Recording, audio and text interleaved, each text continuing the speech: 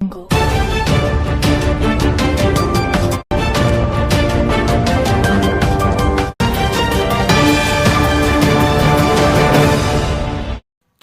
మాజీ MLA CK బాబుకు ఆయన కుటుంబ సభ్యులకు వైఎస్ఆర్ కాంగ్రెస్ పార్టీతో ఎలాంటి సంబంధాలు లేవని వైఎస్ఆర్ కాంగ్రెస్ పార్టీ అధిష్టానం స్పష్టం చేసింది.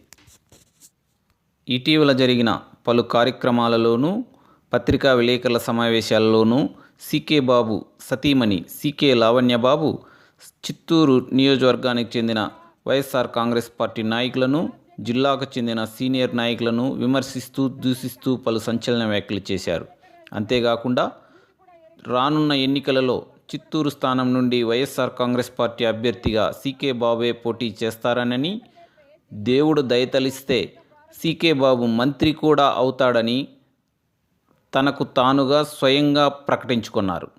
మరి రాజశేఖర్ రెడ్డి గారికి సీకే బాబు గారికి ఉన్న అనుబంధం 30 సంవత్సరాలది.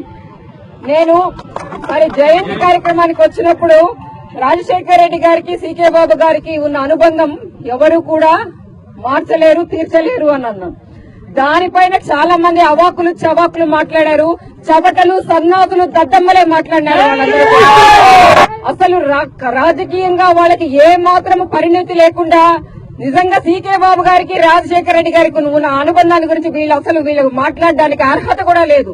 రాజశేఖర్ రెడ్డి గారిని కనీసం చూసి కూడా ఎరిగి ఉండరు, కనీసం ఆయన చేయి స్పర్శ కూడా తగిలి ఉండదు వీళ్ళకి మాట్లాడే వాళ్ళకి.